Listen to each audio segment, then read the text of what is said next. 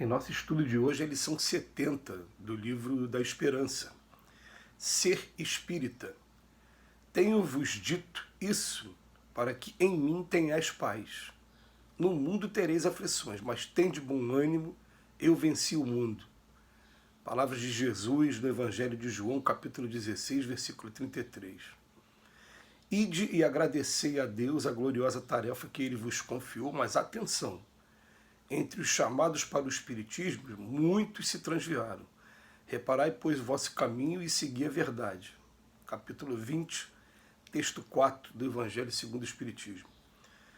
Doutrina espírita, cristianismo renascente. Ser espírita é constituir-se em núcleo de ação edificante, através do qual principia a nova era. Fala-se no mundo de hoje qual se o mundo estivesse reduzido a casa em ruínas. O espírito é chamado à função da viga robusta suscetível de mostrar que nem tudo se perdeu. Há quem diga que a humanidade jaz em processo de desagregação. O espírito é convidado a guardar-se por célula sadia, capaz de abrir caminho à recuperação do organismo social. O espírito, onde surge a destruição, converte-se em apelo ao refazimento. Onde estoure a disciplina, faz-se esteio da ordem. E onde lavre o pessimismo, ergue-se de imediato por mensagem de esperança.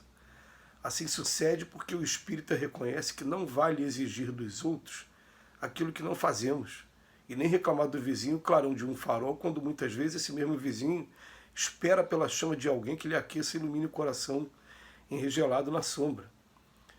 Companheiro de ideal, o ensinamento espírita é a palavra do Cristo, que nos alcança sem gritar, e a obra espírita, desde as bases primordiais de Allan Kardec, é a construção do Evangelho, levantando as criaturas sem rebaixar ninguém. Trabalha servindo, com ânsia de que cada um de nós é o agente da propaganda de si mesmo, no trabalho da redenção humana, que não nasce da violência, e sim da verdade do amor, do toque fraternal do espírito a espírito.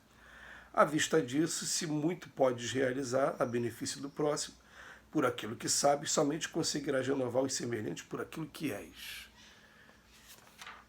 Então hoje Emmanuel vem tratar o tema ser espírita, mais uma vez. E como ele vem assim, ao longo das semanas tratando desse tema, hoje ele vai dar um enfoque para a gente, do tipo, primeiro as frases de Jesus chamando a nossa atenção, falando, nesse mundo tereis aflições, mas tem de bom ânimo porque eu venci o mundo. Jesus falando para a gente em primeiro lugar. E depois ele vem falar, ide e agradecei a Deus a gloriosa tarefa que ele vos confiou, mas toma cuidado, que muitos se transviaram. Ao longo da história sempre acontece isso. Pessoas que começam, se entusiasmam, né, e daqui a pouco acabam perdendo o foco. E o que ele fala? O que é ser espírita? Dessa vez ele vem falar para a gente aqui, né? Que ser espírita é a gente buscar o máximo aquele contato com o comportamento e o ideal do cristianismo primitivo. Como é que a gente vai ter acesso ao cristianismo primitivo? A gente lendo principalmente o comportamento do Cristo junto com os apóstolos nos 4 evangelhos, Mateus, Marcos, Lucas e João, e principalmente lendo o livro Atos dos Apóstolos, escrito por Lucas, o mesmo evangelista Lucas, médico, amigo de Paulo de Tarso, que vai contar ali como é que foi todo aquele movimento que ficou conhecido como a Casa do Caminho e por que Simão acabou sendo chamado de Pedro, porque Pedro significa pedra, pedra fundamental de todo esse edifício que hoje se chama cristianismo. Foi Pedro que começou tudo. Instalações simples, humildes, em que as pessoas chegavam passando fome, doentes, endemoniadas, perseguidas espiritualmente e sedentas de conhecimento também da Boa Nova. E aí se recebia aquelas pessoas naquele ambiente simples, arrumava um lugar para elas ficarem, arrumava como se alimentar, como se vestir, e ao mesmo tempo se fazia essa análise, esse estudo da Boa Nova que Cristo estava trazendo para a gente. Esse é que é o movimento cristão mais básico, né? Então o que acontece? A gente sabe que através da história, nós homens acabamos tomando cada um os seus caprichos dentro desse sincretismo, essas misturas de religiões, porque nós no contato com a gentilidade, que é todo aquele que não era o cristão da época. Aí cada costume você pega um pouquinho daqui, um pouquinho dali, e aí vem o Espiritismo hoje procurar convidar a gente a entender o que era o movimento lá atrás, o movimento primitivo, como a gente chama assim. Então o que acontece? Ele vem falar o tempo todo em as pessoas estão achando que o mundo está acabando, né? Que nós estamos nos últimos dias.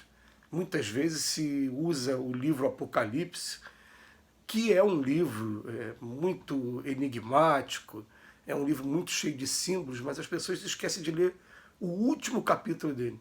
O último capítulo mostra um mundo já em paz, depois de ter passado por vários abalos, por vários testes. Né? O mundo está regenerado lá no final. Então ele bota aqui, fala-se do mundo de hoje, quando esse mundo estivesse em ruínas. Não, mas peraí. A função do espírito qual é? É mostrar que nem tudo se perdeu, não. Calma. E, inclusive, tem momentos, então, que as pessoas elas estão com foco tão voltado apenas para aquilo que choca, que quando acontece uma coisa que choca, fala, como é que está perdido? Está perdido nada, perder a minoria. Olha o que a maioria está fazendo, não é por aí, não.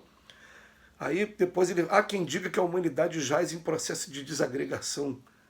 Como assim? A gente está tendo uma evolução tecnológica o tempo todo que o homem vai experimentando inicialmente, usa de maneira equivocada, mas daqui a pouco começa a direcionar para causas boas, para coisas boas. E a gente está sendo o tempo todo convidado a rever nossos comportamentos, a ter mudanças morais. Como é que tá? Não está em desagregação, não. Então ele é convidado a guardar-se, para pelo menos mostrar, através do próprio exemplo, falar, eu não estou perdendo a esperança, nem estou em desagregação, nem estou em ruínas, não. Eu estou aqui simplesmente vivendo o teste do mundo e estou baseado em um que falou para mim aqui, deixou a mensagem, eu venci o mundo. No mundo tereis aflições. Aí depois ele coloca para a gente, o espírito, onde surge destruição, ele vem pelo refazimento. Né? Então a gente não vai abandonar as nossas tarefas, jamais, jamais. A coisa está acontecendo, eu vou fazer o meu papel, vou ficar fazendo o meu papel de formiguinha e vou procurar o tempo todo passar mensagem de esperança onde lavre o pessimismo. É o que está dizendo aqui no texto. Onde tem disciplina, procurar mostrar a ordem, que você tem um pouquinho de disciplina. A gente pode pegar ali, quando o Evangelho fala, né? Se tivesse a fé do tamanho do grão de mostarda, ordenaria aquela montanha que ela se movesse, ela se moveria.